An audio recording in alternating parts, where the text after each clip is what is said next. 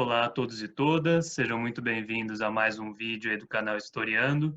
Hoje eu tenho o prazer de conversar com o Bruno Fabres Stefanes, ele que é doutor em História Social pela USP, professor da PUC de Campinas, onde eu tenho o prazer de ter aula com ele.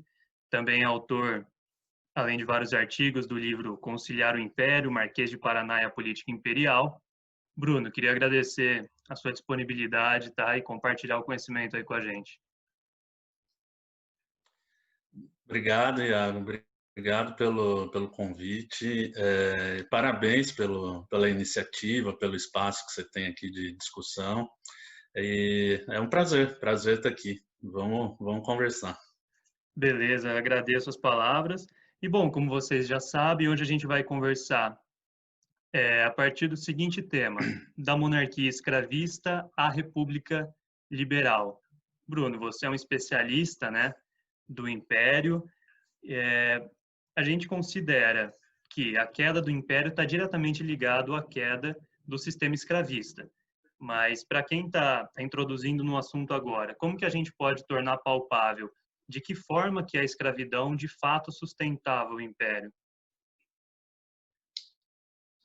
Certo. Bem, além do fato, vamos dizer assim, mais naturalmente ligado do Estado a sua base material, sua base econômica, né? Que se dava o quê? Pelo fato de que o Estado brasileiro se forma, né?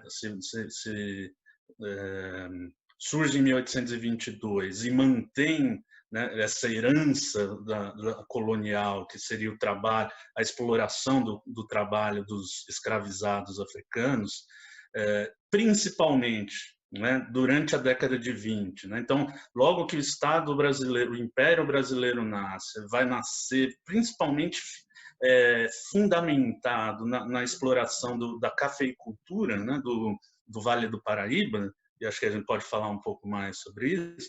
Então, a gente tem esse esteio material, que é a principal ligação, né, mais umbilical, vamos dizer assim, entre o Estado e a exploração da escravidão, né, do sistema escravista, e que certamente encheu os cofres governamentais, né, a exploração desses trabalhadores escravizados.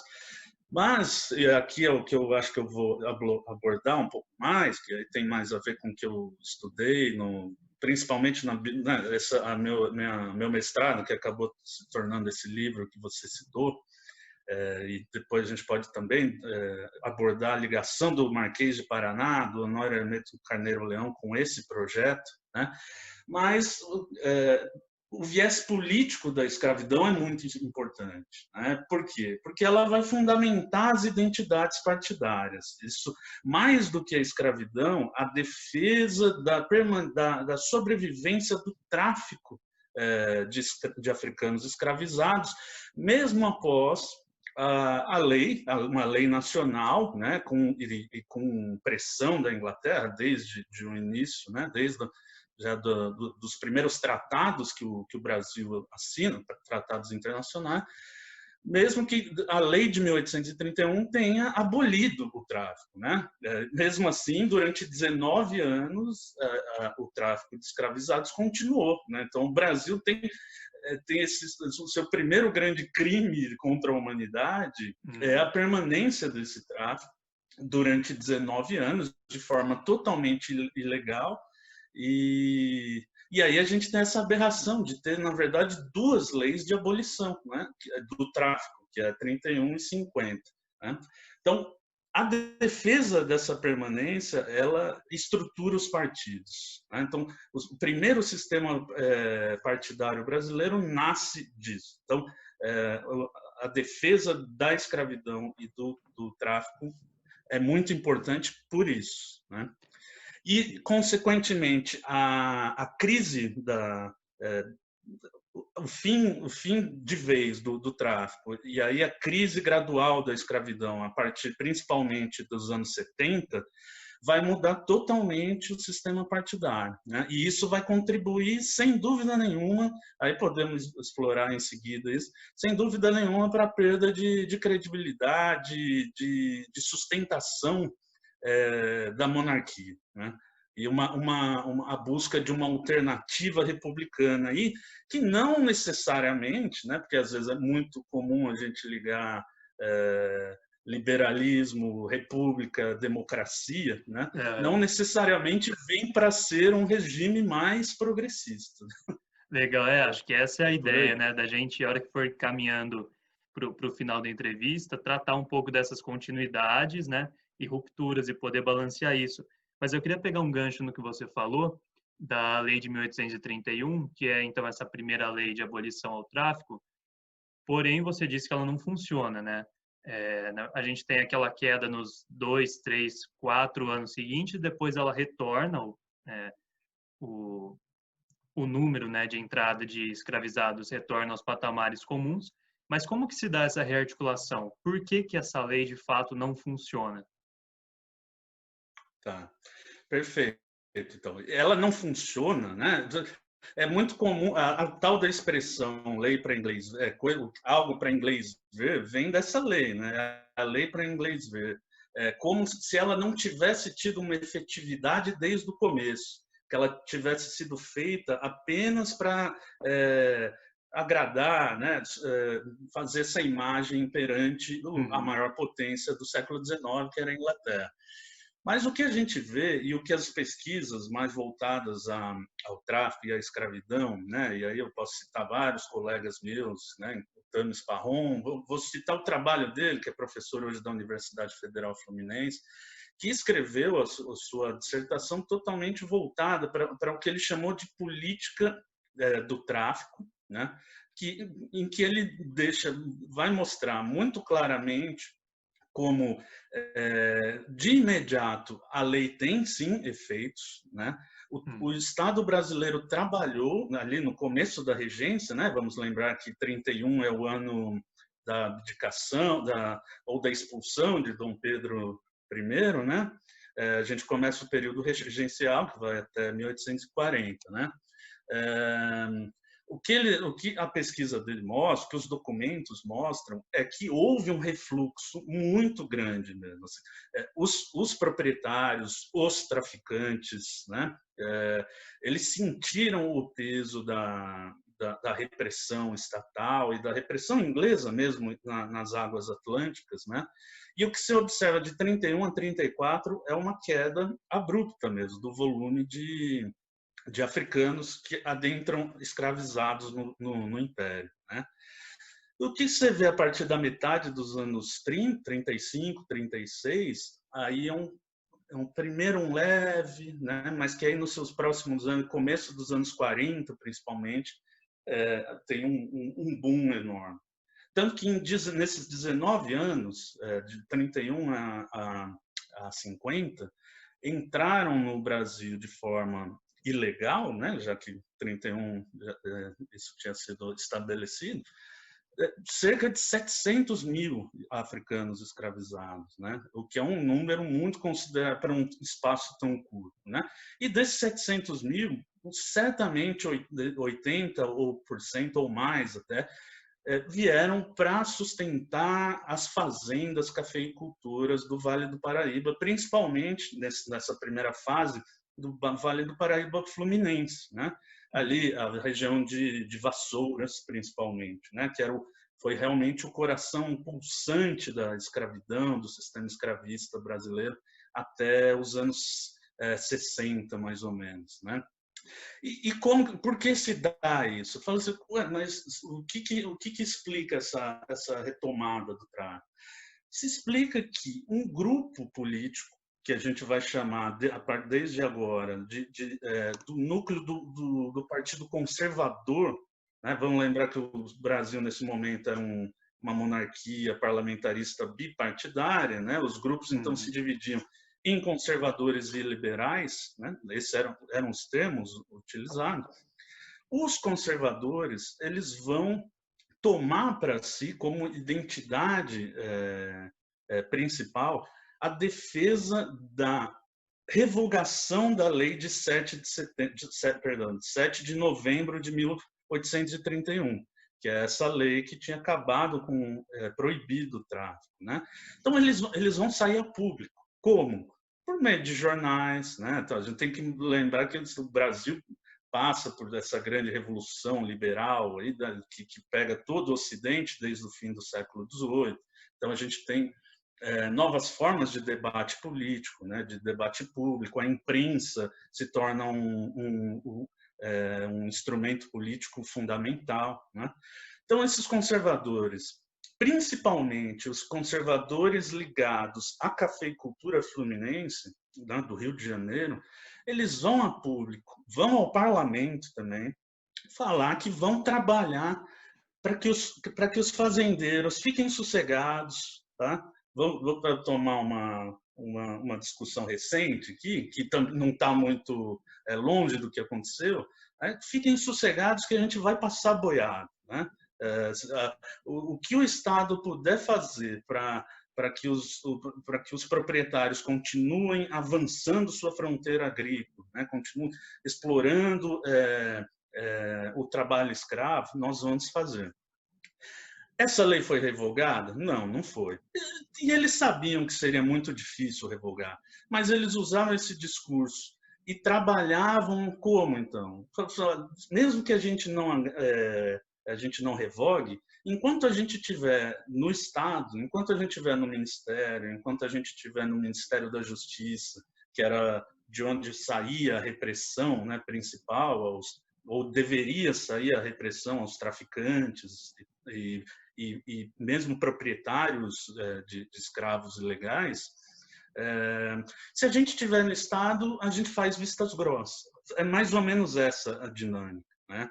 Então, o que a gente vê que esse grupo ele ascende ao poder em 36 e 37. É o que muita gente deve ter visto, pelo menos nas aulas do ensino fundamental, do ensino médio e tal, como o momento do regresso conservador, né? Então, de 37 em diante, a gente tem o avanço de reformas conhecidas como conservadoras, de centralização do Estado, né? É esse grupo que financia, que está por trás assim, das reformas que vão marcar esse período.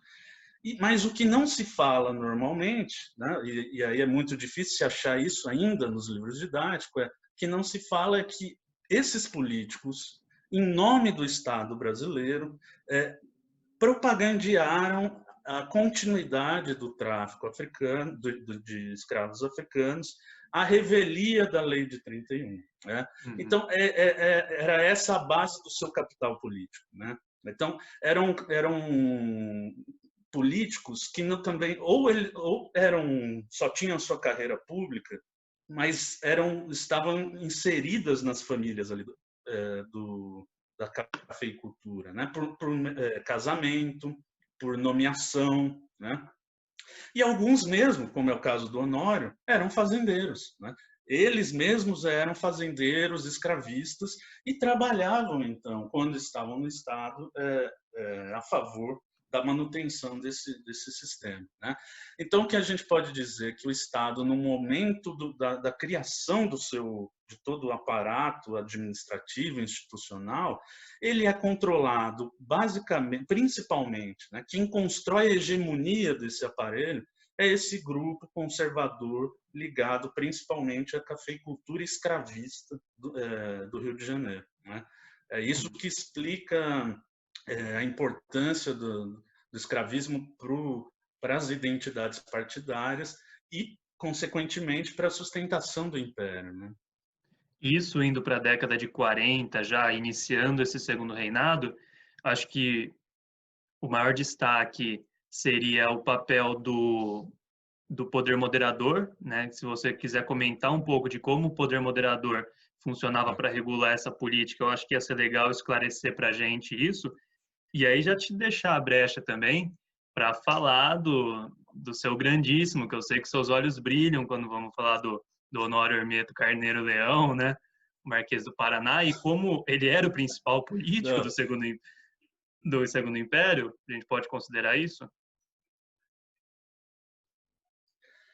Eu acho que foi parte da construção da memória que do Segundo Reinado, e que começou na própria época. Assim, foi um projeto memorialístico muito bem planejado, inclusive por Dom Pedro II, isso a partir dos anos 50.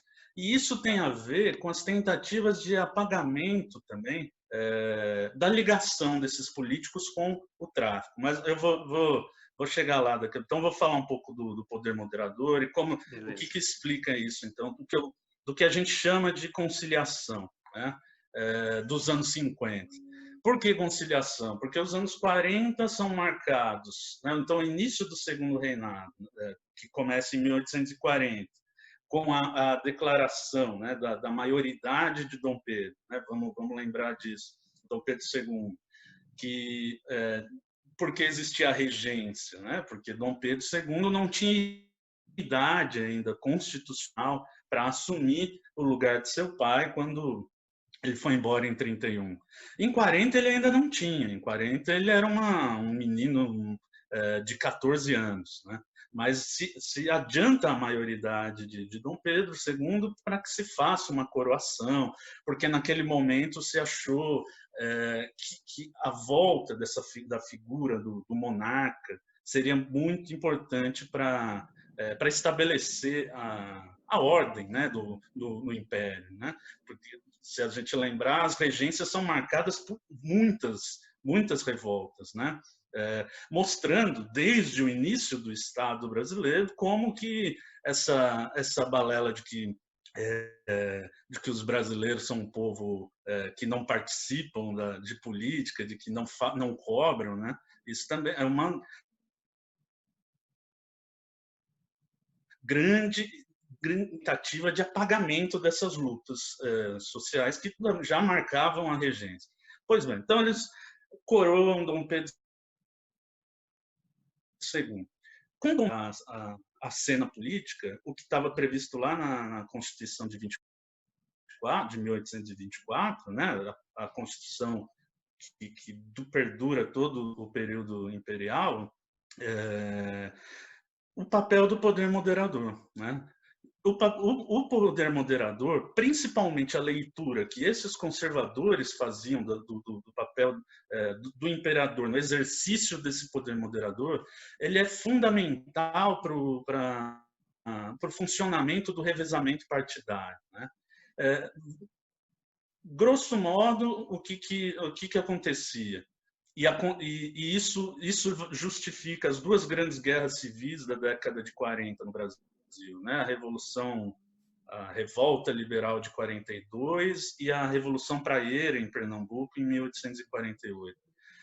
Essas lutas acontecem quando há uma troca de governo, né? Quando o poder moderador exerce capacidades que estavam previstas na Constituição, dissolvia um ministério, né? Então, vamos lá, tinha um ministério liberal, mas aí Dom Pedro acha por bem, na discussão com seus conselheiros e tal, trocar a inclinação do governo. Dissolve o ministério liberal, chama os conservadores. O que esses conservadores vão enfrentar?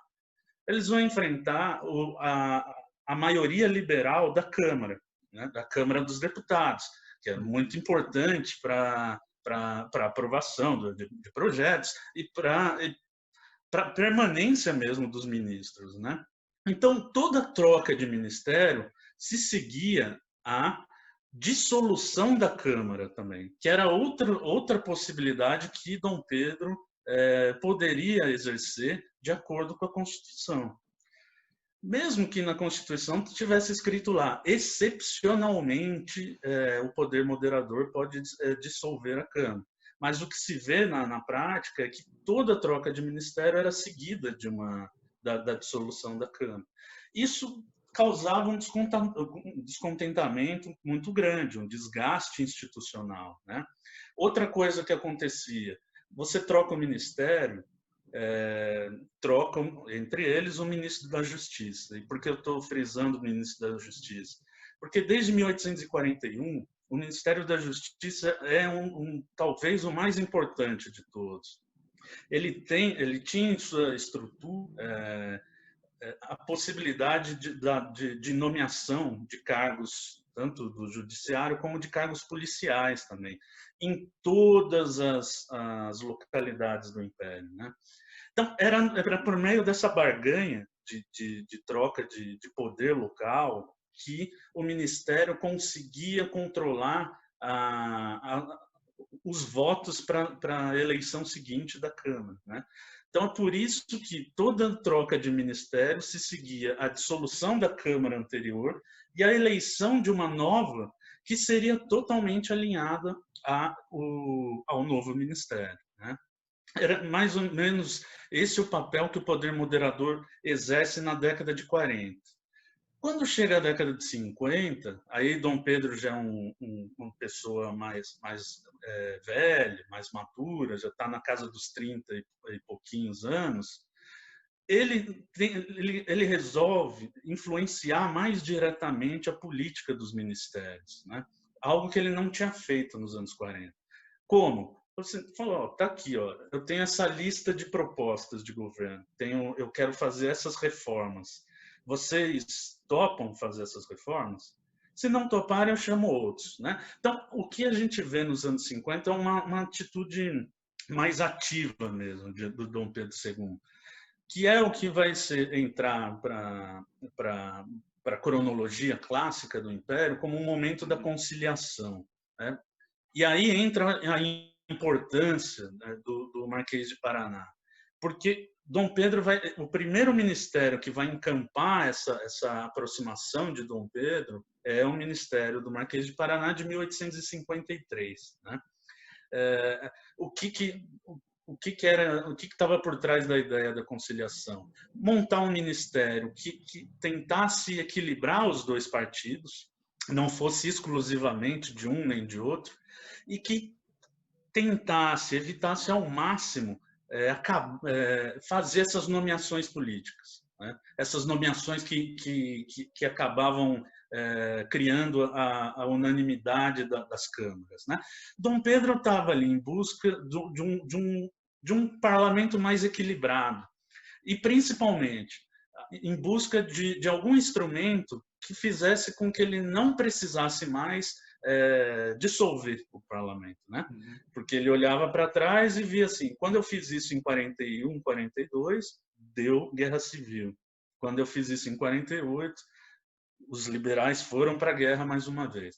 Então, o que há na década de 50 é uma primeira tentativa de acabar com isso, né?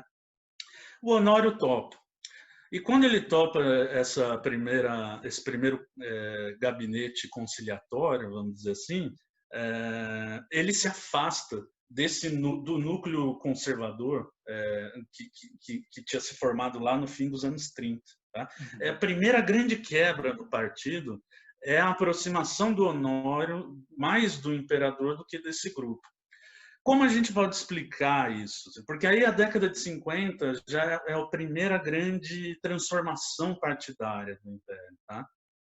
Com certeza, assim, entra no cálculo político, assim, pesa fundamentalmente para a quebra da homogeneidade, principalmente dos conservadores, o fim do tráfico em 1850. Né? Quando em 1850 eles perceberam que não dava mais para prorrogar a permanência, a existência do tráfico negreiro. Por quê? Porque a Inglaterra estava aqui em águas territoriais brasileiras, ameaçando bombardear o Rio de Janeiro, ameaçando o Brasil efetivamente de uma guerra, né, que eles não tinham feito até então. Aí os conservadores tomam para si a missão de acabar com o tráfico, né? Então, assim, agora não dá mesmo. Então, eles fazem um convencimento da sua base eleitoral de que não dava, e de que eles iam começar a trabalhar de outra forma para que a escravidão se perpetuasse, né? Aí entra na jogada o tráfico interprovincial, enfim, é outra dinâmica. Tá?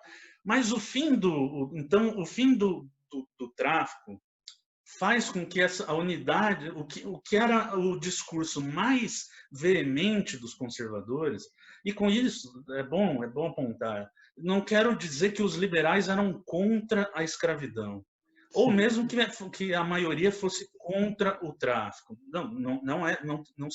Não quero dizer isso. Mas quem efetivamente tomou isso como como um fundamento partidário mesmo, quem foi para a arena pública, quem construiu a sua base em cima da promessa de que o tráfico continuaria, foram os conservadores. Tá? Isso o que o Tames chama de política da escravidão, que os conservadores colocam em prática. Né? A conciliação tenta acabar um pouco com isso também. Tá? Então, assim, além de um equilíbrio ministerial, de um equilíbrio na troca dos cargos, a conciliação tinha uma vertente de construção de memória muito forte. 3 anos depois do fim do tráfico, começar a produzir uma versão da história, da memória do Estado brasileiro, que apagasse a ligação umbilical do Estado com o que alguns chamavam de infame comércio, né? E também da defesa da escravidão. Tudo bem que a escravidão ainda vai durar quase 40 anos depois disso, né?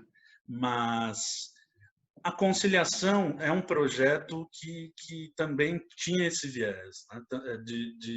Tanto que uma das grandes obras do período é a Galeria dos Brasileiros Ilustres, que é uma publicação totalmente bancada pelo Dom Pedro, em que ele reúne litografias, né, que eram gravuras dos grandes políticos da história do Brasil, e pequenas biografias.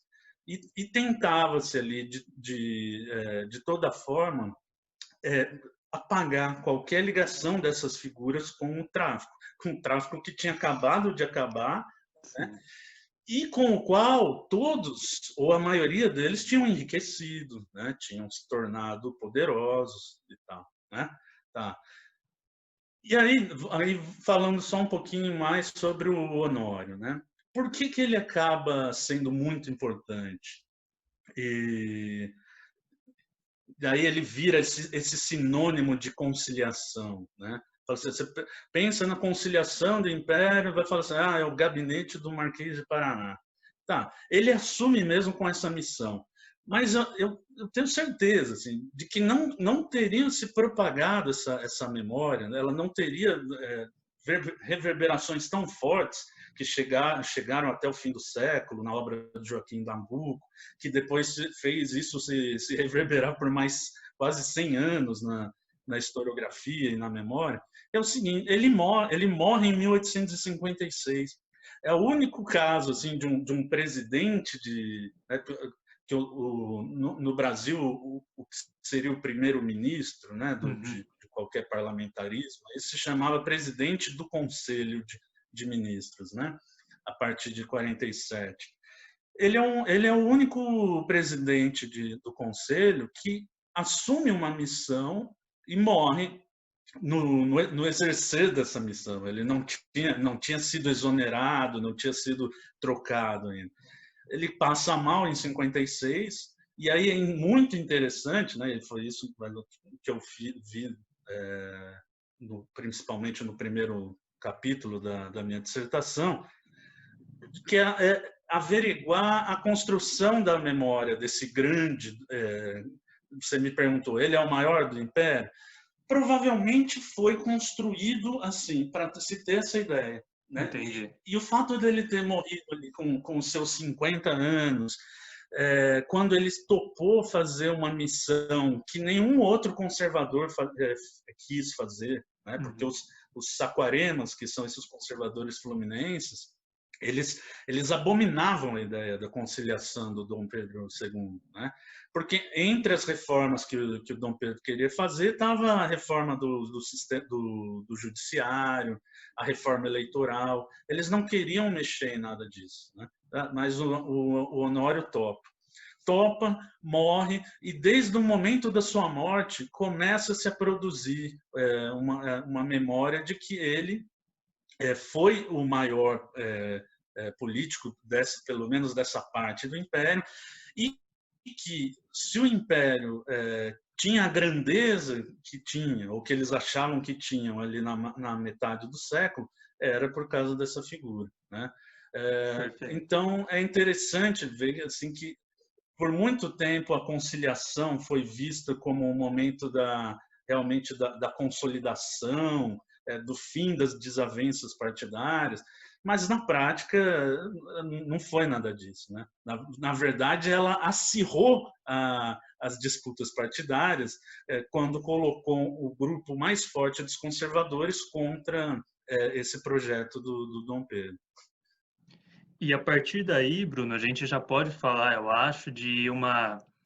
A gente vai ter a lei do ventre livre ali em 1871, né? E a gente está falando de quase de 15 para 20 anos aí de diferença desse período, mas é um processo longo, né? Até a gente chegar na lei do ventre livre. E eu lembro do seu curso de como a gente destacou a Guerra do Paraguai, por exemplo, como uma forma, né? Porque a gente tem negros libertos para lutarem pelo lado do Brasil, mesmo sendo uma porcentagem baixa do exército, é significativa. Isso abre uma porteira para uma maior participação. Como que se dá essa discussão até a gente chegar na lei do ventre livre, para a gente poder falar da decaída, né? Do declínio da escravidão mesmo? Com certeza. Bom, eu acho que essa ideia de que, então, a partir dos anos 50, a gente tem a primeira transformação desse sistema partidário, é importante para a gente chegar lá. Por quê? Porque a fragmentação, principalmente dos conservadores, vai fazer com que surja uma nova possibilidade no Império, né? Aí isso é mais o que eu estudei aí no meu doutorado, que eu estudei o início da Liga Progressista, né, do Partido Progressista, é o que eu tento mostrar ali. Já há muito tempo se fala que a Liga Progressista é, na verdade, uma segunda forma da conciliação, está diretamente ligada à conciliação. Eu não diria que é continuação, que nada mudou, né? Mas que o Partido Progressista, né? Então, que um terceiro partido, né, pela primeira vez tenha sido admitido, falado no Império, com certeza só foi possível por causa da fragmentação dos anos 50. Né? O que a gente vai ver, então, em fins dos 50, início dos anos 60? A aproximação dos moderados dos dois partidos. Né? Então, e aí cada vez mais você vê nos debates políticos, nos jornais ou na Câmara dos Deputados ou no Senado, cada vez mais esses termos, moderados, centro, né? Então essa figura do centro, né? do que tenta ali não é um extremo, não é outro, dá para negociar, dá para barganhar, que é tão importante na política parlamentar até hoje, né? Ela surge, a gente pode dizer, pela primeira vez na história parlamentar brasileira nesse período aí. Por que isso é importante para a gente entender a escravidão? O começo da crise da escravidão, inclusive o seu primeiro grande marco, que é a aprovação da Lei do Ventre Livre em 1871, né? Que se dependesse só de um dos lados, se dependesse, por exemplo, só do apoio, da vontade de liberais, ela provavelmente não aconteceria, né? É só essa junção de moderados dos dois lados e o predomínio desses moderados durante os anos 60, que é isso que é, na verdade, o Partido Progressista, né? De 62 a 68, mais ou menos, e principalmente, quem vão ser os grandes políticos dessa década? Antigos conservadores que se tornam moderados e tomam, na verdade, a liderança desse novo agrupamento, né? Estou pensando aí, por exemplo, no Zacarias de Góes e Vasconcelos, no Nabuco de Araújo, que são aí dois grandes nomes que eu queria destacar, então, desse grupo. É durante esses 7 anos, né, em que Dom Pedro tenta, de toda forma, sustentar, ajudar que essa experiência frutificasse, que a gente vê Dom Pedro citar, levar ao debate pela primeira vez a necessidade de se acabar com a escravidão, né? Ou como eles gostavam de eufemizar, né, o eufemismo que eles gostavam de usar, falando de se tratar da questão servil. Finalmente, o Estado brasileiro deveria encaminhar a questão servil, né?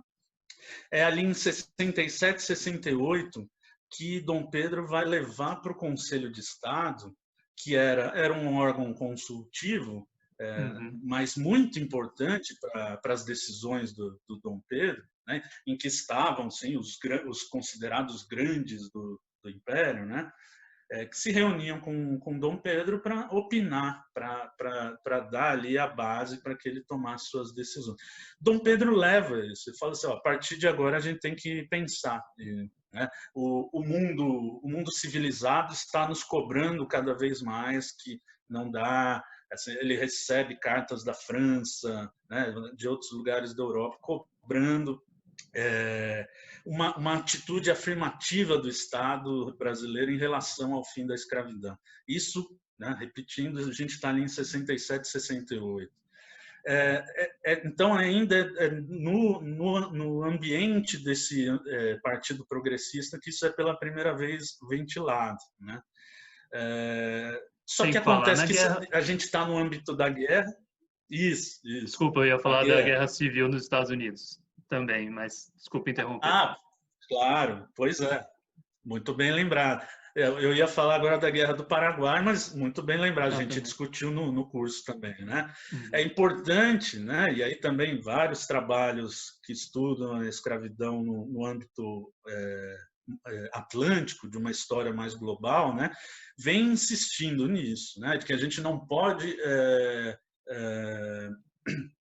pegar os fenômenos políticos do Brasil apenas no seu quadro nacional, né?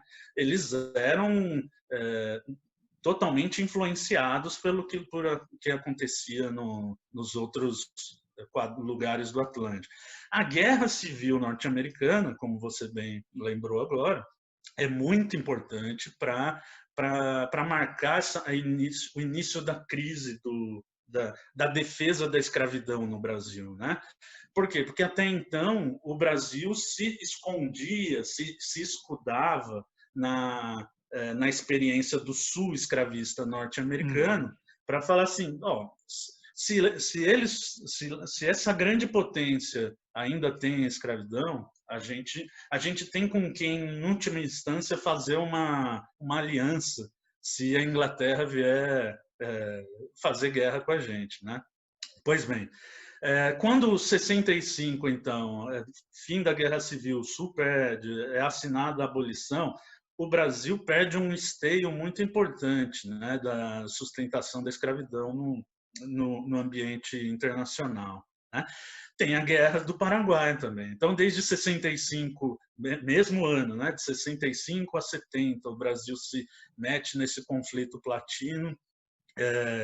Tem vários momentos de grande crise né, durante a campanha no Paraguai, problemas de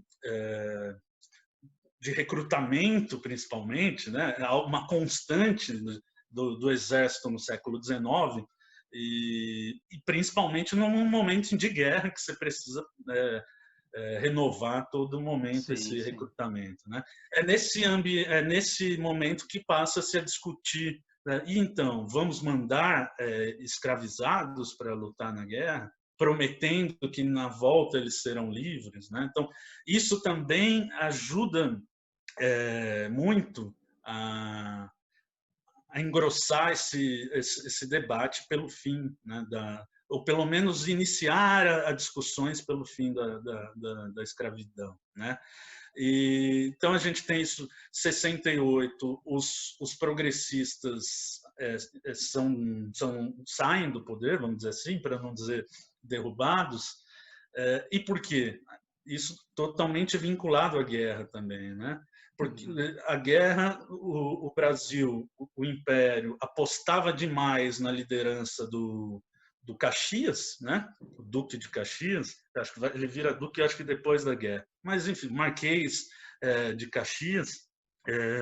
E ele entra num conflito. Eu acho que é o primeiro grande conflito entre civis e militares da história do Brasil, né? E também é pouco lembrado isso, que em 68 o Império acabou apostando na permanência do Caxias para tentar encerrar logo a guerra, e derrubam o Zacarias, que era um cara ali que começou a entrar em conflitos, né? Teve uma confusão entre Zacarias e Caxias. Caxias não gostava muito dele.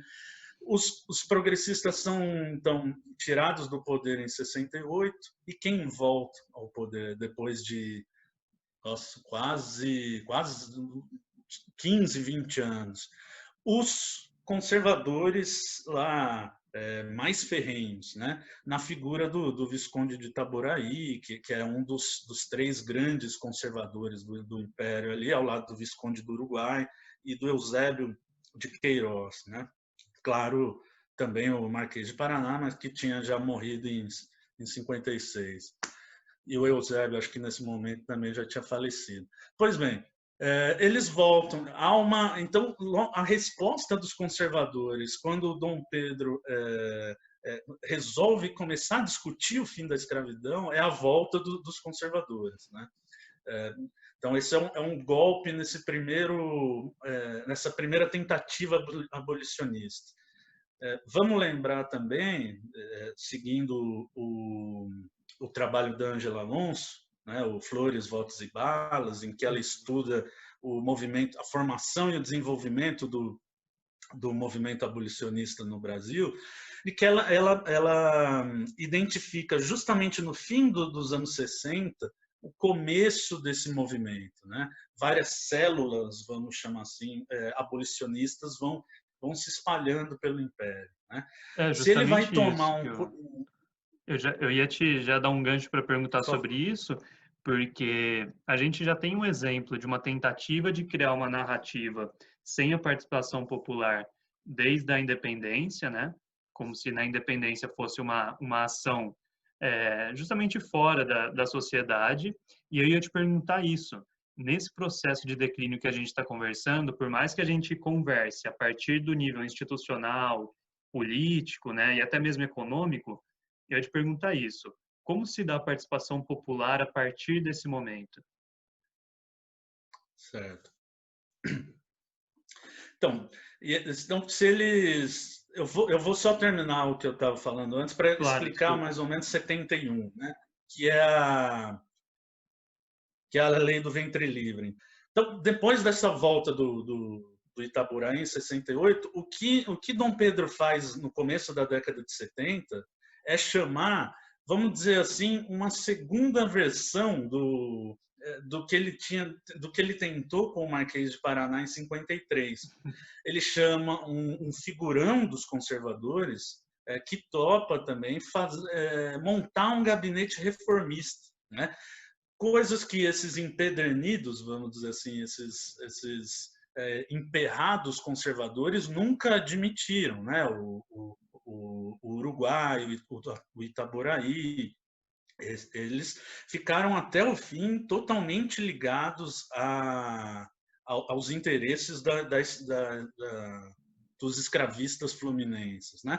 O Rio Branco, o Visconde do Rio Branco topa esse desafio em 71, né? Então, a gente entende a lei do ventre livre nesse contexto de mais uma tentativa reformista do Dom Pedro, né? Então, a gente tem assim, o desgaste da escravidão no âmbito internacional desde o fim da Guerra Civil, né? A gente tem essa pressão internacional a partir de 67, 68, A gente tem também porque a lei do ventre livre foi muito inspirada no que o Império Espanhol, uma lei que o Império Espanhol tinha acabado de aprovar ali no fim dos anos 60, e aí eu não vou me lembrar o nome exato, mas está no doutorado do Alain Youssef, né, meu colega, meu amigo também, que estudou também o abolicionismo também numa perspectiva atlântica aí. E ele trata bem de como a influência da experiência legislativa do Império Espanhol para fazer essa lei de gradual extinção da escravidão, como ela influenciou os legisladores brasileiros, né? Então, a lei de 71 tem que ser entendida nesse contexto, né, já mundial de discussão e de procura de meios de extinção gradual, pelo menos, da escravidão. Bom, se junta a isso também a força do movimento abolicionista, sem dúvida nenhuma. Como eu disse, no trabalho da Ângela, ela começa a mapear o fortalecimento desse momento justamente nessa época, né? Então, é a época em que, se o Brasil começa a receber pressões internacionais nesse sentido, articulações internas, não apenas dentro das instituições políticas, mas na rua, nos clubes, nos jornais, também formando no sentido de lutar mesmo, né, pela escravidão, pela abolição, pelo fim da escravidão, né? Então, só para ilustrar, né, o que ela chama, está no título do trabalho dela, Flores, Votos e Balas, seriam 3 etapas desse movimento, né? Se num primeiro momento os abolicionistas apostam mais numa propaganda em espetáculos, num círculo mais da alta sociedade, vamos dizer assim. O segundo momento é de uma campanha legislativa, né? Por isso votos, assim, de uma pressão cada vez maior dentro do parlamento em busca disso. E balas, porque principalmente desde o fim dos anos 70, mas aí durante os anos 80 até 88, influenciando toda hora a tomada de decisão dos legisladores, né? E colocando pressão nesses legisladores, a gente vê o movimento cada vez mais incentivando manifestações nos grandes centros e rebeliões, né, nas zonas rurais, fugas de escravizados, lutas em última instância, né? Então, com certeza, a gente não entende a crise da escravidão no Brasil sem considerar tudo isso em conjunto, né?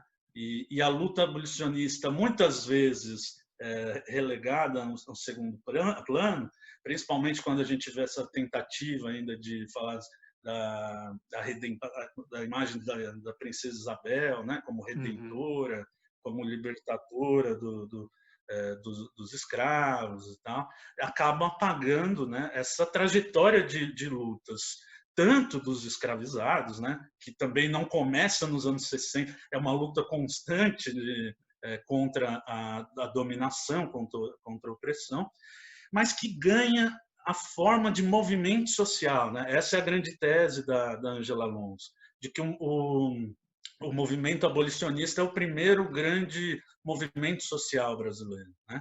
Que começa a se articular em 68 e dá os seus grandes resultados entre fins dos anos 70 e durante os anos 80.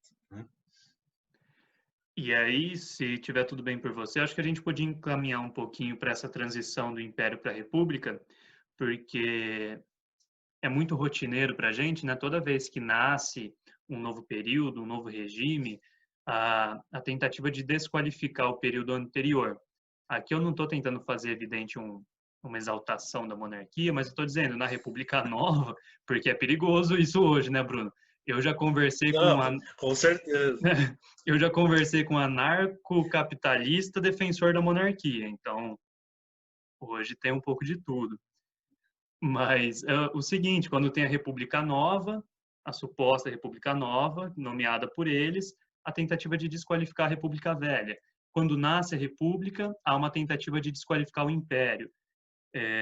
Eu queria que a gente conversasse um pouquinho agora, se estiver tudo bem, sobre o que há de continuidade, principalmente na República em relação ao Império, e o que há de fato de ruptura. Pode ser? Vamos. É interessante, vamos conversar. Eu venho pensando em algumas coisas, principalmente quando eu comecei há 2 anos a dar esse curso de Brasil oligárquico também, né, lá na PUC. Claro. Eu me formei totalmente estudando a política do Império dos anos 30 aos anos 60, aí passei a pensar mais esse longo prazo e essa transição. Então, vamos pensar, vamos conversar um pouco. Vamos começar pelas continuidades, que eu acho que elas são muitas, né? Inclusive, e aqui eu queria fazer a referência a um outro colega, né? A gente, é claro que eu não estudei esses meio século sozinho, né? Então eu sempre me apoio no trabalho de outros historiadores e alguns que eu tenho sorte de ser colega.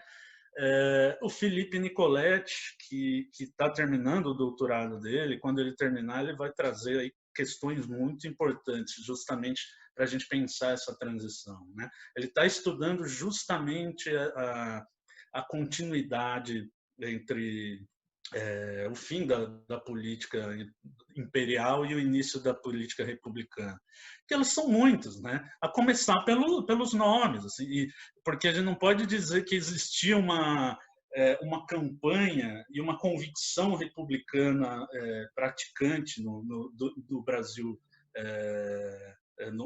durante o Brasil monárquico que conseguisse em 89 uma grande ruptura. Não, a gente vê até novembro, até outubro de 1889, grande parte dos que fizeram os grandes quadros da Primeira República, estou pensando aí nos primeiros presidentes, em governadores, prefeitos, do prefeito que foi 10 anos prefeito de São Paulo, Antônio Prado e tal. Essas pessoas estavam funcionando normalmente dentro da lógica monarquista e dentro do sistema partidário monarquista até 1889. Né? O que se vê, e aí isso eu realmente li no primeiro resultado de pesquisa do Felipe Nicoletti, o que se vê, principalmente depois da abolição da escravidão, em 13 de maio de 1888, é um aumento exponencial dos republicanos, né? Do que a gente pode chamar de republicanos de 13 de maio ou de 14 de maio, né? Assim, ou do dia imediato ou do dia seguinte. Ou seja, gente que perde as esperanças mesmo da manutenção dos seus privilégios, da manutenção do sistema econômico dentro dos quadros da monarquia, né? Dentre esses políticos que vão ganhando muito relevo entre fins dos anos 70 e durante os anos 80, a gente tem que dar destaque aos fazendeiros políticos paulistas, né? Aí eu penso no Antônio Prado, que eu já citei, Campos Salles, que vai ser o segundo presidente civil, Prudente de Moraes mesmo, Rodrigues Alves, que foi presidente da província de São Paulo. Você está vendo? Todos os primeiros presidentes, eles poderiam ter sido primeiro-ministros no Brasil. Aí eu acho que a grande diferença de São Paulo, se os paulistas, principalmente em 89, não tivessem ficado totalmente preocupados e desapontados com o que acabou sendo a última troca ministerial do Império, né? A gente tinha o Ministério João Alfredo, que é o Ministério da Abolição, que fica então entre 88 e sei lá, algum momento de 89. Acho que até metade de 89 ainda era o João Alfredo. João Alfredo, se tem algum desgaste lá, pensam em trocá-lo, né? Alguns conservadores, principalmente desses paulistas, eles esperavam serem nomeados como a nova tendência política ali, né, depois da abolição. Até porque alguns deles, e aí mais uma vez vou citar o Antônio Prado, eles acabaram rachando com o núcleo duro dos conservadores, lá, os fluminenses, que já estavam numa nova geração, né? E encamparam a ideia da reforma, encamparam a ideia da abolição, né? Quando eles perceberam que o desgaste era inevitável, eles passam a pensar em alternativas. Falam assim, bom, vamos trabalhar então num projeto que seja da abolição, mas que dê pelo menos alguma indenização aos proprietários e tal. Quando esses paulistas se decepcionam com essa troca ministerial, passa a ser comum ouvir assim, bem, melhor uma república conservadora do que uma monarquia liberal. E aí eu acho que isso já diz muito sobre o que foi a troca de regimes. É mais uma A rearticulação, república no né? Brasil, ela não... Exatamente, é uma rearticulação, perfeito. Assim. A república no Brasil, ela não estoura com promessas de sufrágio universal, né? Uhum. Até porque a ligação entre república e isso não é automática, né? Aliás, essas ideias democráticas, elas estão ganhando corpo no Ocidente justamente nessa época, né? Anos 70, anos 80, começam os primeiros grandes sistemas de sufrágio universal. E o Brasil estava tão longe né, as instituições brasileiras estavam tão longe de almejar essa situação, que a lei de 1881, a Lei Saraiva, que é a última lei eleitoral do Império, ela vai totalmente na contramão, né? Ela reduz drasticamente a participação popular, mesmo que em dois níveis, né? Vamos lembrar que desde 24, tá, as eleições no Brasil são feitas em dois níveis, dos votantes que escolhem os eleitores, que por sua vez vão escolher os representantes, né? Uhum. Mas o Brasil tinha conseguido passar o século XIX com uma das maiores taxas de participação no processo político, né? Mesmo que nesses dois níveis. E aí chega no fim do século, toma um caminho diferente, né? Por quê? Não é como algumas interpretações fazem, né? De falar assim, foi um tropeço no caminho da cidadania. Não, foi um projeto de disputas de cidadania institucional, vamos dizer assim, foi o projeto que ganhou, né? Porque senão Que parece que é o apostava acaso, ainda né? num princípio. Pois é, parece que há um modelo, né? Acho que a gente já discutiu bastante isso lá na PUC também, né? Parece Uhum. que há um modelo de modernidade, né? Que se espelha na Inglaterra, do século XVIII até o século XX, ou da França. Há um modelo de modernidade que, se não for seguido estritamente nesse espaço, é um caso desviante, né? É uma anomalia. Então, o Brasil, de alguma forma, não participa da modernidade. Eu acho que participa, a elite brasileira sempre participou muito, muito bem e soube jogar o jogo da defesa dos seus privilégios talvez como nenhuma outra, né? Essa é a Uhum. grande diferença, né? Então, e essa requalificação eleitoral de 81, ela está perfeitamente embasada na lógica do sistema representativo, na lógica do sistema dos princípios liberais. Porque o que se faz em 81?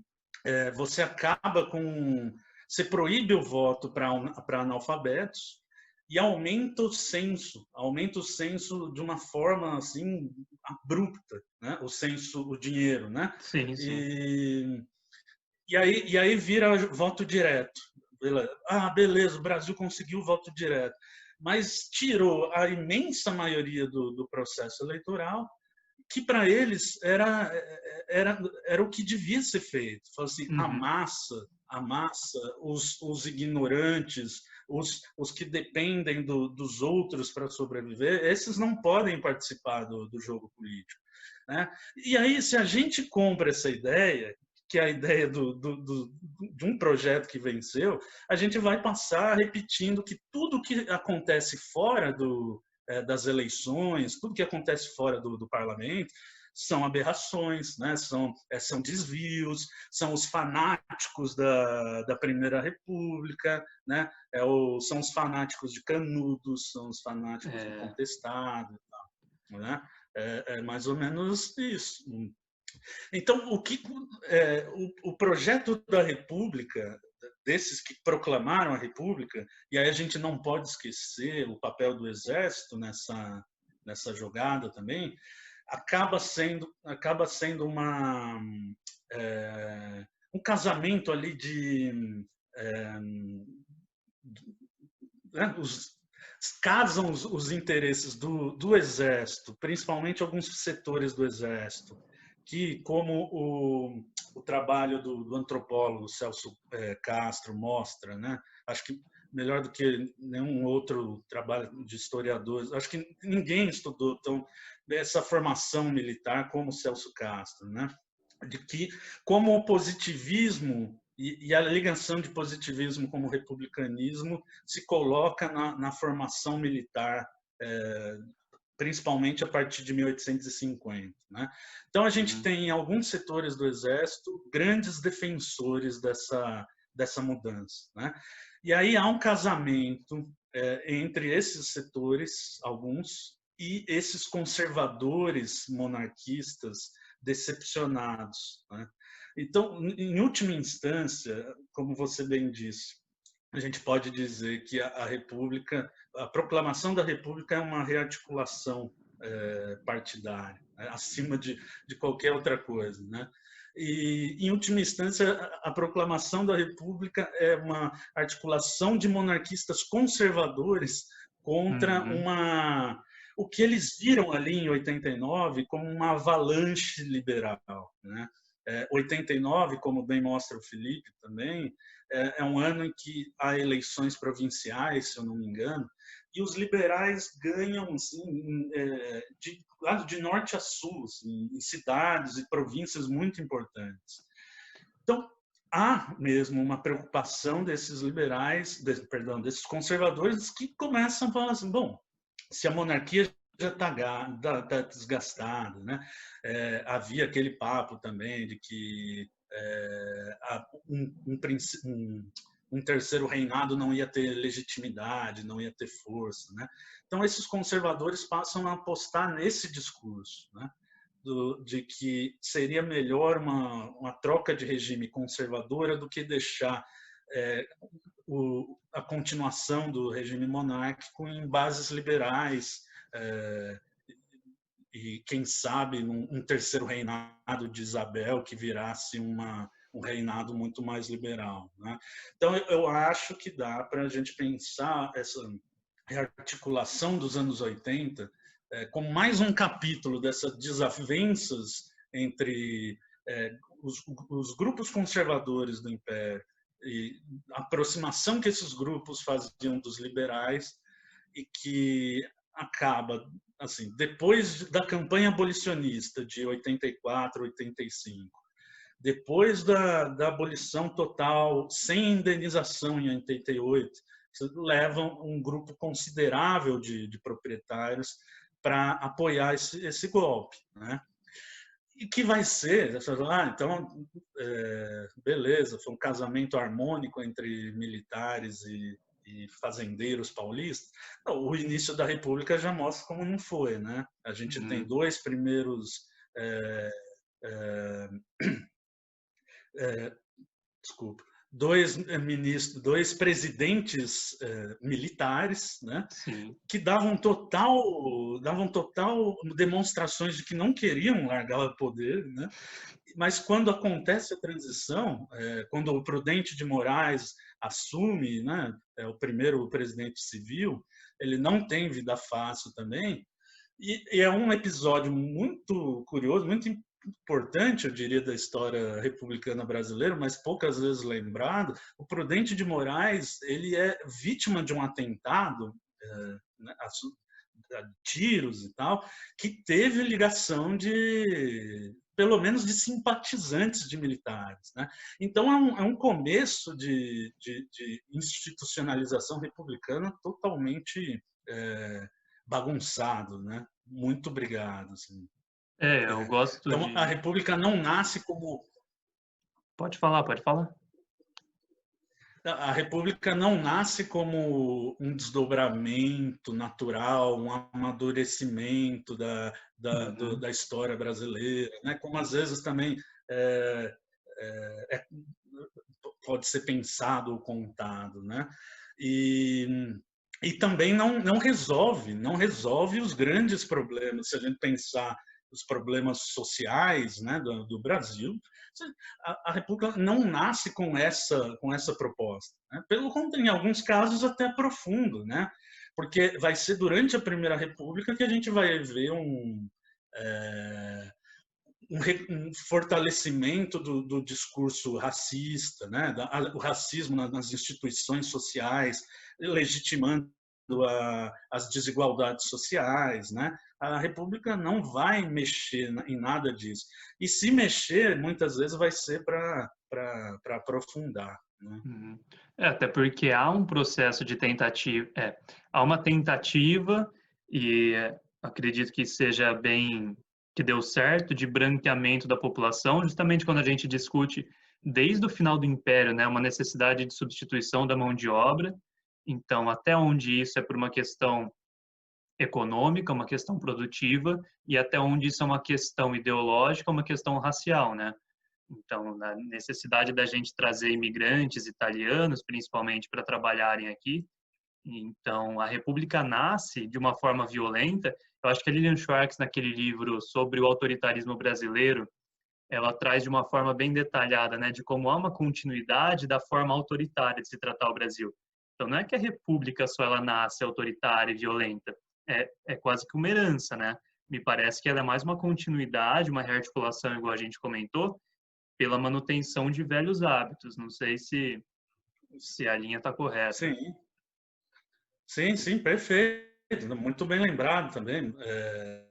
Os projetos de imigração, né? Uhum. Aí tá mais uma coisa que explica o porquê os paulistas, os conservadores, fazendeiros paulistas, que já desde 73, né, se a gente lembrar, assim, quando surge o republicanismo oficial no Brasil, 1870, né, Manifesto Republicano, isso ainda no Rio de Janeiro, né, ali um documento assinado por alguns políticos ali de renome, profissionais liberais, muitos jornalistas, médicos, advogados.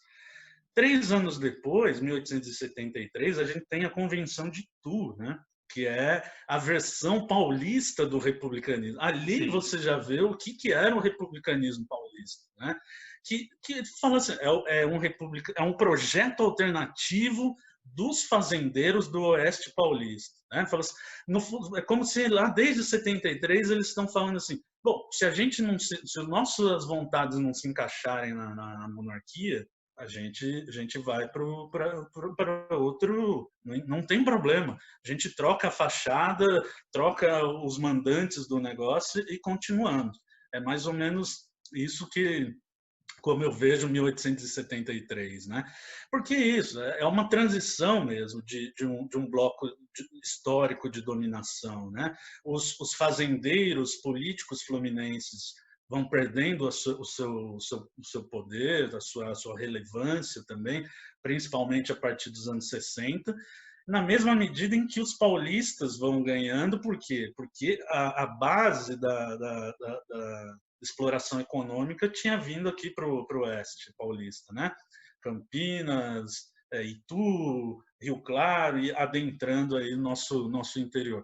Então, o novo grupo poderoso economicamente e que não necessariamente achava sua representatividade, né, dentro do jogo imperial, né?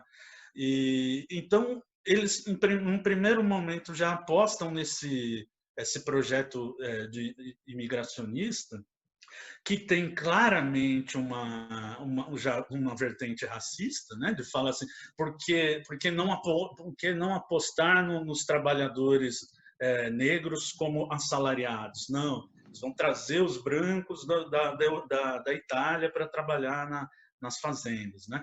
É isso que dá a eles já uma liberdade nos anos 80 abraçar ali, né, tentando ainda manter a institucionalidade da monarquia. Eles falam assim, beleza, vamos apoiar a abolição, aí a gente dá um golpe final nesses fluminenses e a gente tenta assumir o controle. Assim, não assumimos por bem, então vamos assumir por mal. E aí vem esse casamento, essa rearticulação que acaba na República, né? E com certeza, assim, só para finalizar, fechar, né? Eu acho que essa aposta, principalmente dos paulistas, né, na imigração europeia, ela já tem um fundamento totalmente preconceituoso e que mostrava o que a República, como a República ia tratar, né, a população, ou a população liberta, né, ex-escravizados, ou os libertos de 13 de maio, né? Então, assim, nenhuma preocupação em como inserir essas pessoas economicamente na sociedade, né? Então é isso. Nesse sentido, a República é uma continuação desse autoritarismo que você apontou, né? E se a gente for contar histórias por essas decisões apenas, né, a gente também vai continuar com a visão de que não há também rupturas ou continuidades mais importantes, se a gente quiser pensar em alternativas para esse modelo, que são das lutas sociais, né? E aí acho que a nova historiografia do trabalho, né, historiografia social do trabalho dos anos 80, nos últimos 30 anos, avançou muito nisso, né? De falar assim, da mesma forma que a gente não pode, politicamente falando, achar que 89 muda tudo, 88 também não deve ser um muro, né? O tal do Muro de Berlim, que separa a experiência dos trabalhadores escravizados dos trabalhadores livres, industriais ou não, da Primeira República, né? Então, há uma continuidade, né, nas lutas, no acúmulo de lutas, em novas formas de contestação, de participação política. Vamos pensar começo dos anos 80 ainda, monarquia, 81 a gente tem a Lei Saraiva, mas nesses mesmos 80, 81 a gente tem uma grande revolta no Rio de Janeiro, que ficou conhecido como o Motim do Vintém, né? Que começou como por causa do aumento da passagem do bonde, né, na cidade. E logo se tornou uma proporção enorme de contestação, né, da situação de vida, da exploração do trabalho, tal, né? É um modelo novo de revolta no Brasil, né? Desse modelo de revolta urbana, vamos dizer assim. Nesse arco que vai de 1881 até 1904, que é o ano do quê? Da revolta da vacina, né? Veja só a continuidade, o acúmulo de experiências, de contestações que marcam também e que são importantes sempre de ser lembradas, para que não entrem na história também como desvios desse autoritarismo, né? O livro que a gente até trabalhou no curso, né, Bruno, do Sidney Chalhoub, A Cidade Febril, acho que na primeira parte do livro ele trata muito bem na questão ali dos cortiços, como isso é uma articulação, né? Uma forma de você construir a cidade, fazer uma higienização nela, aí vem o nascimento das favelas, depois dos cortiços, mas está totalmente atrelado à questão monetária com a questão racial já. Não sei se eu estou falando besteira, mas pelo que eu me recordo, é, era uma maioria que saiu da escravidão, que não tinha um local de trabalho, às vezes era, né, ou era muito Sim. pouco remunerado e vai morar nos cortiços, e depois disso são Ou expulsos eram, ainda. ou eram escravos fugidos, né? Isso. Então, acho que ali fica bem demonstrado tudo isso, né? Sim. Não, é muito importante lembrar esse trabalho do Sidney. Realmente é para a gente pensar essa história das lutas sociais aí e dessa e dar uma versão alternativa a essa transição, né, de império Uhum. para república é muito importante, porque no fundo o que ele mostra, os cortiços, né, essas habitações populares, elas são também o que são ali caldeirões de experiências, né, ou seja, desses ex-escravizados ou de escravizados fugidos, de trabalhadores pobres, livres pobres, negros ou brancos, que vão morar nesses cortiços, que dividem a mesma experiência, né, de classe, de exploração. Né? E aí o que o Sidney, ao resgatar essa história dos anos 60, 50, 60 até 1890, né? Porque Uhum. veja bem, veja o que é a primeira década republicana, né? Fala assim, a República. Se a gente olhar para a República também, a República necessariamente tinha que trazer a redenção. Claro, a gente só vai se decepcionar mesmo. Porque veja bem, a primeira década da República assim, das grandes reformas urbanas, é a do higienismo, né? É a do racismo, é isso, o início da República, né? Então, qual que era o objetivo maior desses administradores urbanos? Né? Acabar com esses redutos que eram vistos justamente como nichos de vícios morais, mas que eram também, e eles sabiam muito bem, eram nichos de resistência, né? De resistência de trabalhadores, de resistência a um discurso da modernidade, né? Assim, não, eu não preciso viver como você quer que eu viva, né? E também não preciso sair do centro, eu tenho o direito de ficar aqui. Enfim, se a gente dizer que esses dilemas sumiram da história do Brasil, É, gostaria de dizer, né? Mas estão aí, né? Estão todo dia aí na, fazendo com que a gente se indigne, com que a gente tente enfrentar isso de alguma forma, né? maravilha, Bruno. A gente já vai encaminhando para a parte final também, mas é só mais uma passagem que me vem à cabeça, que é muito sintomática, é a ligação dos cortiços com a Guerra de Canudos, porque eu lembro da passagem do Sidney Chalhoub dizendo, né, que a origem das favelas, elas vêm de quando esses militares que massacraram Canudos, eles retornam com a promessa de ter uma terra garantida, que na verdade depois vai ser batizado de Morro da Favela, e quando tem a derrubada do Cabeça de Porco, essas pessoas se refugiam no mesmo morro e ali se dá o nascimento do que seria a primeira favela, pelo que eu me recordo da passagem, né? E aí você tem um É exército isso mesmo. novamente, né, sendo utilizado, parece para mim, como joguete, porque a hora ele atua para o opressor e a hora que o negócio passa, ele também é oprimido.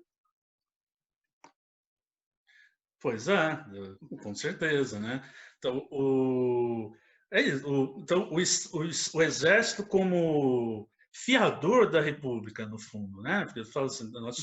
nós somos as Forças Armadas, e principalmente o exército, né? Então, o exército, a parte armada da sociedade é quem dá a fiança desse golpe, né? Vai lá, tem história de que até Deodoro não queria muito, não sei se isso é verdade. Não que era monarca, gostava de Dom Pedro. Gostava, mas pôs ele no navio e empurrou, né? E ficou lá, ficou como presidente, enfim. Então, a República na Brasil, o peso do Exército na República também precisa ser bem discutido, né? E eu acho que está na ordem do dia essa discussão para a gente. Então, mas o Exército, a República como sinônimo de modernidade, ela se alia ao Exército como instrumento dessa modernidade, né? Então, o Exército vai para o sertão da Bahia para acabar com aquela forma desviante de vida, que não poderia continuar existindo em um país que se queria moderno, né? E aí você vê a construção dos maiores preconceitos, desde que eram monarquistas, eram religiosos fanáticos, e não sei o quê. Quando, se você for estudar Canudos e voltar, aliás, a minha orientadora, tanto de mestrado como de doutorado, ela estudou na formação dela a formação do Arraial de Canudos, né? As décadas anteriores e tal, né? Um livro chamado Fronteiras Movediças. E o que fica claro quando ela vai estudar ali a formação fundiária daquela região é que é isso. Canudos é só mais um episódio da luta dos brasileiros pela terra, né? Contra o latifúndio, contra a opressão. E tal. Bom, e aí o exército vai lá e é usado para massacrar. Né? Massacrar a tal ponto que faz com que o sujeito, fulano que saiu daqui de São Paulo com o olhar civilizador e europeu, né, com o Euclides da Cunha, chega lá e ele fala, meu Deus, o que a gente está fazendo com o nosso povo? Né? Bom, isso continuou, né? Continuou, acho que é uma marca constante da opressão, da repressão das lutas sociais, né? E aí, mas tem essa parte do exército que não se diferencia muito do povo, né? É isso. São os soldados, os que vão morrer, os que vão matar, são muito próximos dos que eles estão matando, né? E aí esse episódio que você bem lembrou aí mostra muito bem, né? Beleza, o cara foi lá, fez a campanha heróica pelo Brasil, volta para o Rio de Janeiro, ele não tem nem onde morar, né? O cara é mais um pobretão do Rio de Janeiro que ainda, quando chega, tipo, tem a casinha dele destruído, o cara tem que ir para a favela, para a nascente favela, né? Muito bem lembrado, né? As favelas são referências a uma planta típica lá do sertão baiano, né?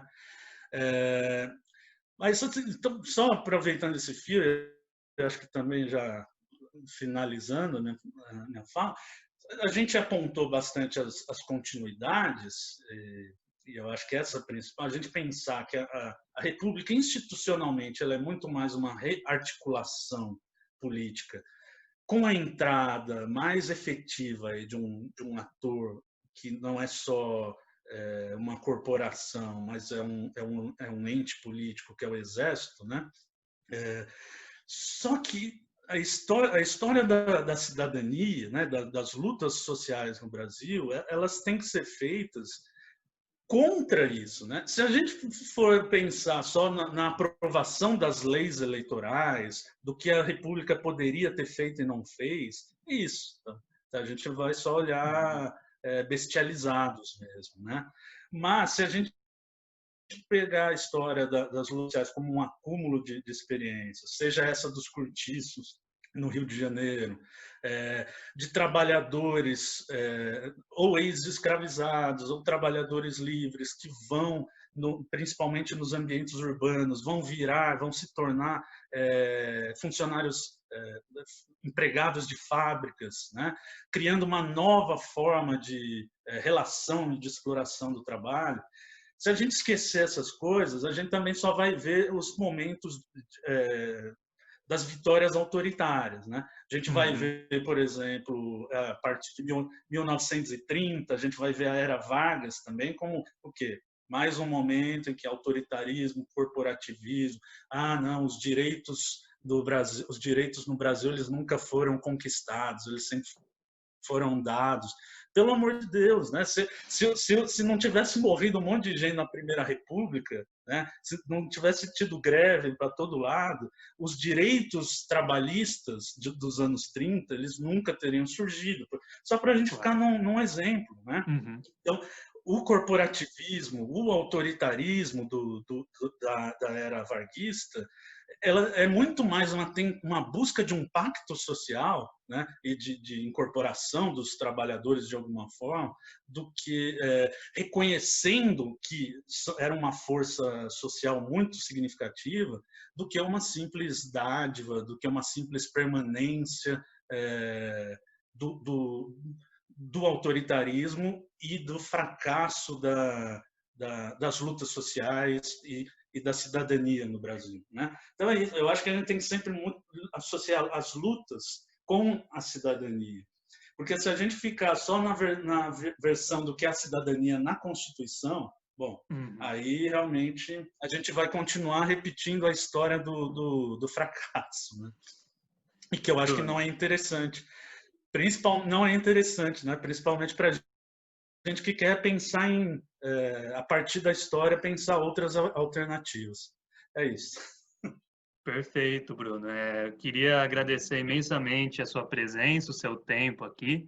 É sempre um prazer poder conversar com você. Eu que agradeço. Muito, muito legal ter tido esse papo aqui e que vai se transformar nesse vídeo. E a gente vamos continuar conversando, vamos estar juntos nesse semestre mais uma vez, né?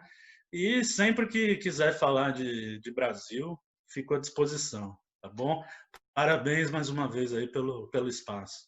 Muito obrigado, Bruno. Pessoal que está acompanhando aí, fiquem de olho. Em breve vai continuar as videoaulas que a gente tem para os vestibulares. Obrigado por quem ficou até aqui. Um abraço a todos e todas e até uma próxima.